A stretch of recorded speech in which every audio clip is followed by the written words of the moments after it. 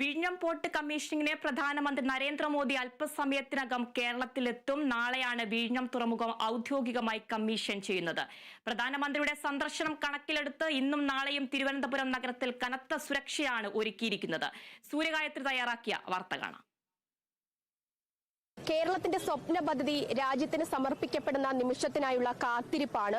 അതീവ സുരക്ഷയാണ് പ്രധാനമന്ത്രി തലസ്ഥാനത്തെത്തുന്നതുമായി ബന്ധപ്പെട്ട് ഇവിടെ ഒരുക്കിയിരിക്കുന്നത്. പ്രധാനമന്ത്രി കൃത്യം 7:45 തന്നെ തിരുവനന്തപുരത്ത് വിമാനത്തിൽ വന്നിറങ്ങും. അതിനുശേഷം അദ്ദേഹം രാജ്ഭവനിലായിരിക്കും പോവുക. തുടർന്ന് നാളെ 10:15 അദ്ദേഹം വിഴിഞ്ഞം തുറമുഖത്ത് എത്തും. 11 മണിക്കാണ് വിഴിഞ്ഞം തുറമുഖം രാജ്യത്തിന് സമർപ്പിക്കുന്നത്.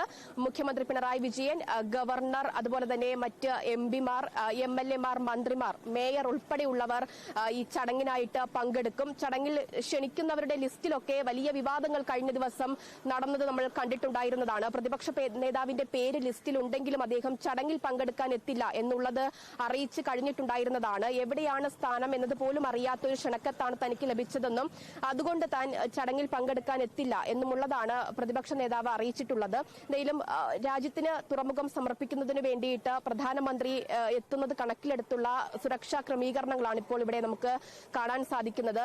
രാജ്ഭവൻ വരെ അതീവ സുരക്ഷാ ക്രമീകരണം ഒരുക്കിയിട്ടുണ്ട്.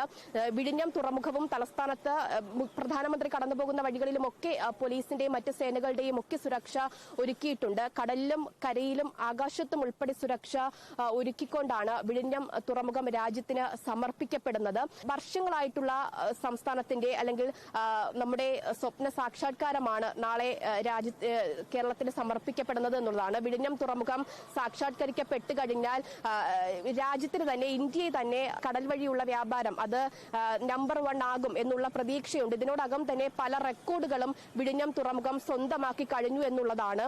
മറ്റു തുറമുഖങ്ങൾക്കൊന്നും തന്നെ ഇല്ലാത്ത തരത്തിലുള്ള പ്രത്യേകതകൾ കൂടി വിഴിഞ്ഞം തുറമുഖത്തിന് ഉണ്ട് എന്നുള്ളത് ഏറ്റവും എടുത്തു പറയേണ്ട കാര്യം തന്നെയാണ്. എന്തായാലും കേരളത്തിന്റെ സ്വപ്ന പദ്ധതി നാളെ രാജ്യത്തിന് സമർപ്പിക്കപ്പെടുന്നു. ആ നിമിഷത്തിനായുള്ള കാത്തിരിപ്പാണ്. എല്ലാവിധ സുരക്ഷാ ക്രമീകരണങ്ങളും സജ്ജീകരണങ്ങളും തലസ്ഥാനത്ത് തയ്യാറായി കഴിഞ്ഞു. കൃത്യം 7:45 തന്നെ പ്രധാനമന്ത്രി നരേന്ദ്രമോദി ചടങ്ങ് ഉദ്ഘാടനം ചെയ്യുന്നതിന് വേണ്ടിയിട്ട് തിരുവനന്തപുരത്ത് എത്തും. നാളെ 11 മണിക്കാണ് വിഴിഞ്ഞം അന്താരാഷ്ട്ര തുറമുഖം രാജ്യത്തിന് സമർപ്പിക്കുന്നത്.